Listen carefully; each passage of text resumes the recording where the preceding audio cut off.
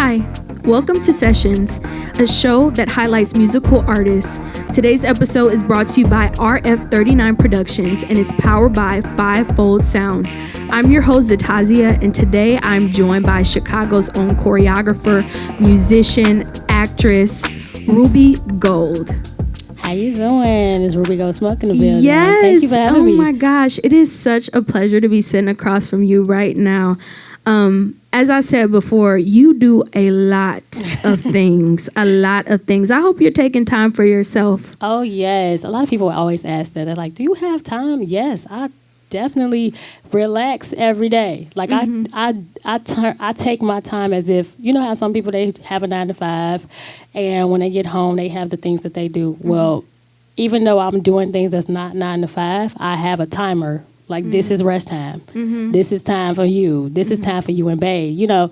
So that's really, like, wellness is a thing for my life. So, yeah, definitely. I love that. And I think it's like a superpower to be able to balance all that when you do so much. So tell us a little bit about who RubyGld Smoke is. Yeah, that's really a weighted question because, you know, as you were saying how I've done so much, RubyGld Smoke actually arrived in 2020, you know, during the pandemic. I actually came to my husband, if a lot of people don't know, T.L. Williams is my husband. And I came to him and I was like, hey, I want to really get into singing. I was doing choreography and every other thing, but I really wanted to get into singing because growing up, I sang in the choir a lot. You know, my family went to church a lot. So my stepdad was like a preacher. So he had the keys to the church. We was there every day, you know, so you know, that type of thing. So I was like, I really wanted to get into singing. I had already been helping in songwriting on all of T.L. Williams' albums. So I was like, can you help me figure this out? And he was like, and I was like, can you be my producer? You know, like officially ask. And he was like, you know what? I thought about maybe doing like a duo. Like, would you be interested in that? And I was like, yes, of course. And so for about 4 years, we were able to like do RubyGld Smoke as a duo. And I learned so much being with a legend, a living legend. And that was the start of RubyGld Smoke. And this 2025 is actually when I became a solo artist. And so my first album, Lover's Paradise, came out in 2025. And so this is my first time going out with the, you know, everything he's taught me and shared with me. So I'm excited about that. Even in 2020, I learned how to play the bass. So I literally just started like engulfing myself into everything because I love music. When you're a choreographer, you hear music all the time. So yeah. That's amazing. I personally have had the privilege in being in the same room as y'all and just seeing the sheer respect you guys hold for each other and your craft is amazing. Tell us a little bit about the inspiration behind last year's album, your first album. How was that? And tell us the inspiration. Yes. So Lover's Paradise, the concept is basically, you know, lovers in paradise. Like, you know, I'm a lover girl. So I'm always about like showing people that love, especially Black love, still exists. And to be like proudly in love with who you are in love with. And so I wanted to like make that prevalent on the album, you know, like, hey, this is a song for the lovers. This is romance. This is, you know, things like that. So it was inspired by love. And a lot of the influences that I love, like Sade and, you know, Janet, and just so many people that have done that in their careers, show love through their music is something that I was like, okay, I want to do this. And so working with TL on, because he produced the entire album, working with him on that was like, oh my God, we brought this to life. And so I'm really excited for everybody to like hear even singles that are coming out from Lover's Paradise, because there's only been 2 that's been released. And I know today we're going to get another 2. Yay. First time perform live. Ooh, we feel so special. But you speak of, your love. And when I think of love, I think about Black love. And when I think about Black love, I think about RubyGld, Smoke, and T.L. Williams. Okay. And that brings me to wondering just what is your whole process as far as creating music, right? Do you ever feel like there is an added pressure having him next to you? Or has there always been a peace because he's your partner, he got you? But do you even sometimes feel like an imposter syndrome? That's a really good question. When we first started out, I had more of anxiousness, being like, oh my God, because I'm coming from behind as the choreographer. I'm always supporting the artist. And so I was like, oh my God, how is this going to be? This is new, and I felt comfort in him being next to me, because it was like, hey, let me show you the ropes. Hey, this is what you can do. This is how you, do your record. This is how you present on stage. I had already knew how to present as a dancer. That was just so easy, right? But when you add singing and musicianship into it, that's a different type of performance. So that part was like, okay, I get a one-on-one first seat on how to do this from someone that's been doing this for over 12 years. That's just a song everybody knows, Get More Money Than You, but it's been a long time, So I'm like, wow. It's like, for example, if you were to say Prince asked you to be his protege, that's how it felt.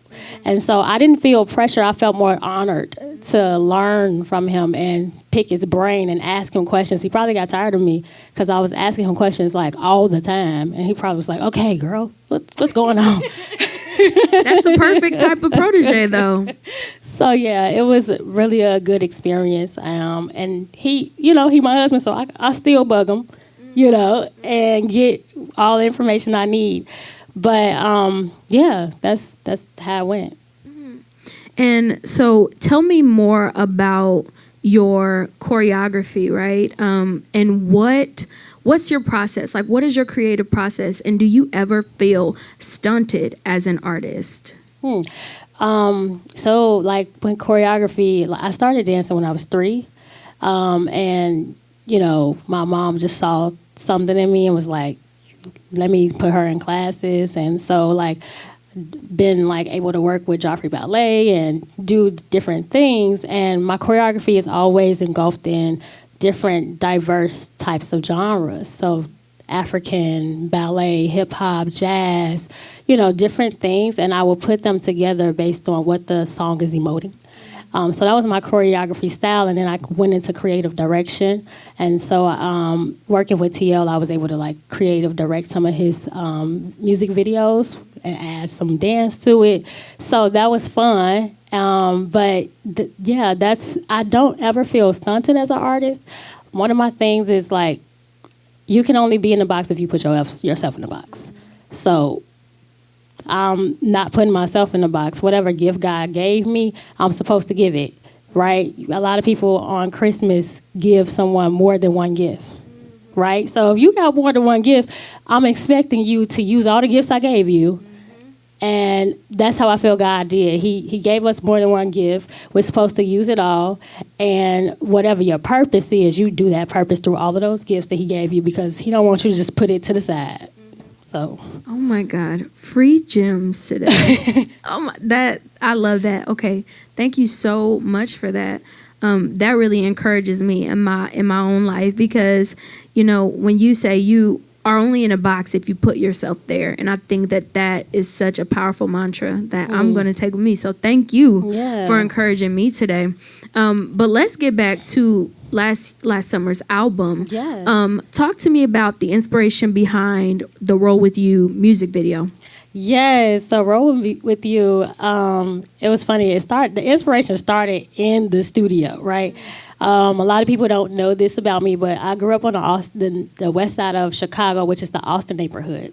And back then, like, there was this real famous, it's getting famous on TikTok right now, but Walla Count was a thing, right? And Walla Count was a thing, and I was a part of a dance group called 187 Murder on the Dance Floor. We was a footwork / hip rolling group. So we like opened up for Soulja Boy and things like that. And I was like in that whole crowd. We would have, while I can, would follow our dance team around and other dance teams. So when TL knows this about me, so he's like, I got a record for you. Like, I got a song that embodies hip rolling, embodies that whole era that you can, like, you know, just like put your stamp on. And I was like, okay, cool. So he played it and I was like, oh my God. I couldn't stop dancing. So like started writing the song, and once like I felt the song, I was like, we have to do some type of, like, it gotta be hip rolling in this. And so I asked TL to direct it. As you probably know, he's a filmmaker, so he directed the video shoot. And I just felt like everything that I am, like how I grew up, was a part of that video. So when you go back and you look at the visual, it's really like I'm doing my little solo dances. And then like the vocals, I was really a fan of like Aaliyah, Sierra, you know, so I really got to pay homage to them and be like, hey, this is how I grew up. This is what I did. I watched all the Sierra DVDs and I did all the dances. And now you can see RubyGld Smoke is who I am now. That is what's up, to have a producer and a partner who sees you and who is like, I know the perfect record for you. Yeah. And for them to be right about it, and then for it to just come alive, and for you to just be on some, girl, I'm thinking about the hip rolling right now. But that's amazing. That is amazing. And so new things on the horizon for your beauty brand that you've co-founded with your husband. Tell us about Shateria Beauty.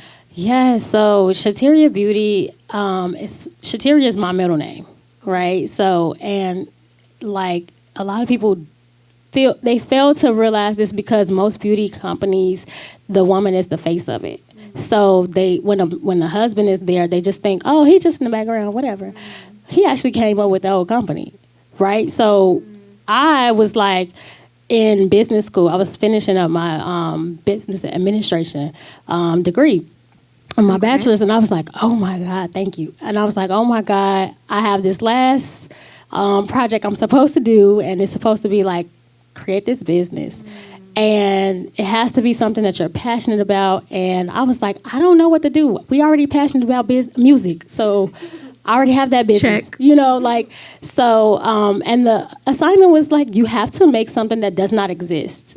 And so I'm like, babe, I don't know what I'm gonna do. And he's like, you really love hair. We do hair. We are passionate about it. He's like, you could come up with Shateria Beauty. And I was like, Shateria Beauty? What? How did you come up with that? He's like, it's your middle name, and it already sounds like it's there. Like it's something that's been around. And he just started like doing like the logo and everything. And so I had to like create this business plan. And I didn't know my professor was a black woman, because I was going to school online. And she was a black woman that had natural hair. She gave me an A+ and was like, I'm a black woman, I have natural hair, and I have friends and coworkers that also have it. Y'all should actually do this. We need this. And that's when we was like, let's do it. So we started that way, and now we only supply hair for like vegan, plant-based lovers, clean beauty. You know, a lot of people now, they like have their different hair care journeys, but our thing was, we want to make sure your scalp is healthy.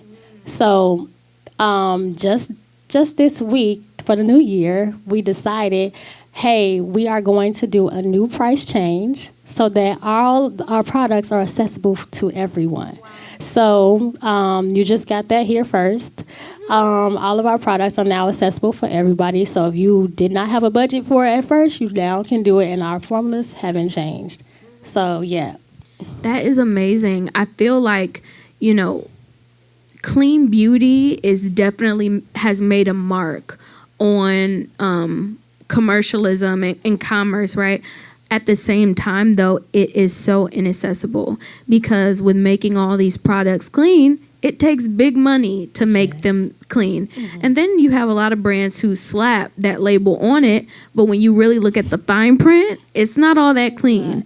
And so it is just so amazing to see someone who looks like us and has that intention of actually making clean beauty accessible. So that's remarkable, and kudos to you for really prioritizing that. And also you being an actress, right? Tell me about the work you've done, because I'm pretty sure the people at home have seen you on TV or they're about to, but I'm not going to spoil it for them. Yes. So Tea Tree and Lavender, right? Tea Tree and Lavender is the label that T.O. owns. We're interviewing me because I'm one of his artists, right? And I'm not just one of his music artists. He makes sure that whatever plans or goals you have, if you want to do movies, if you want to do film, he will be like, all right, let's go take headshots. All right, let's do this. And so I let him know, like, hey, I really want to act.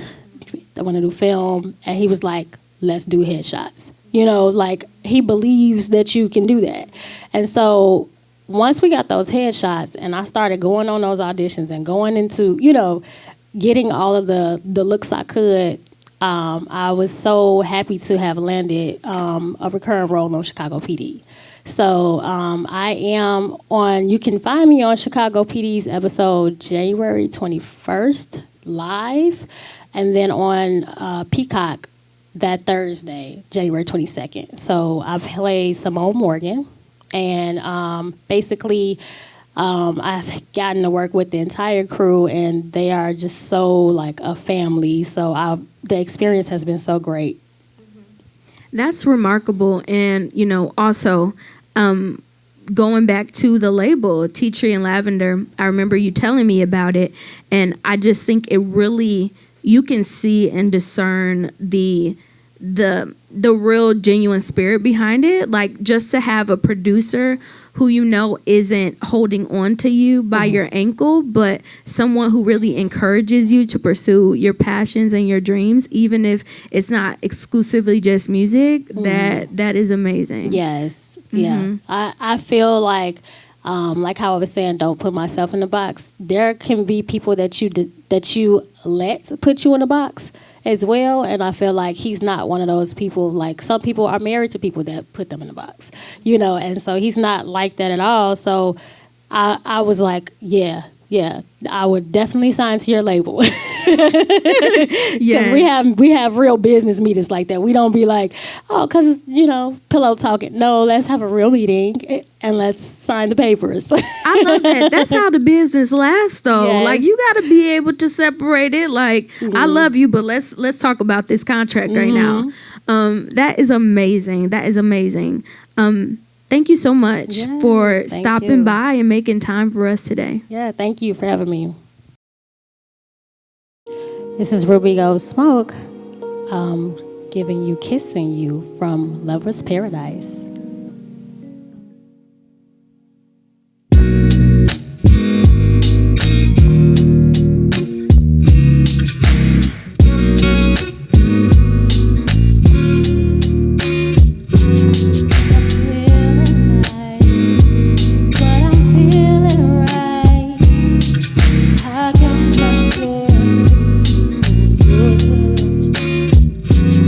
It's love at all.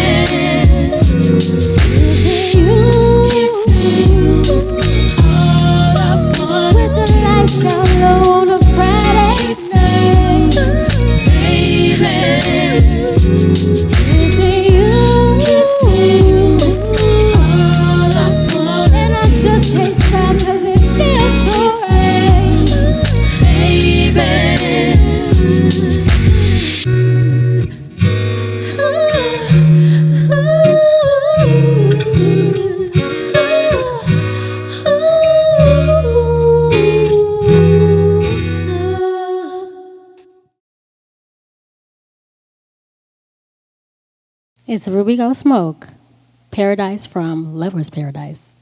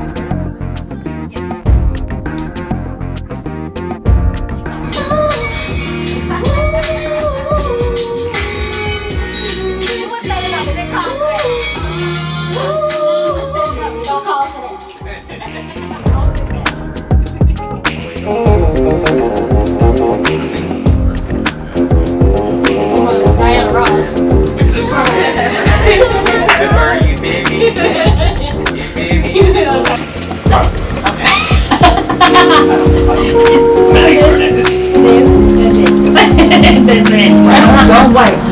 Cause that. Yeah, I was. Go straight from that to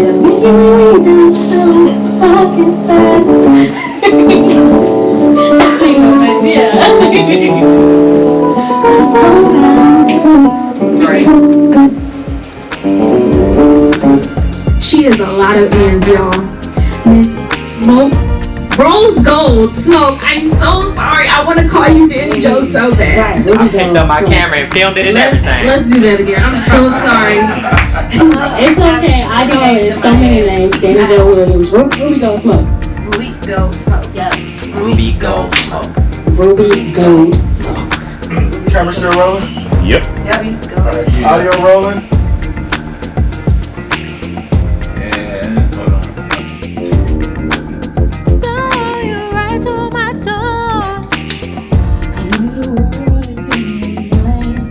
I'm over here singing like you coaching me. Everybody say Donald Trump. I love this kid.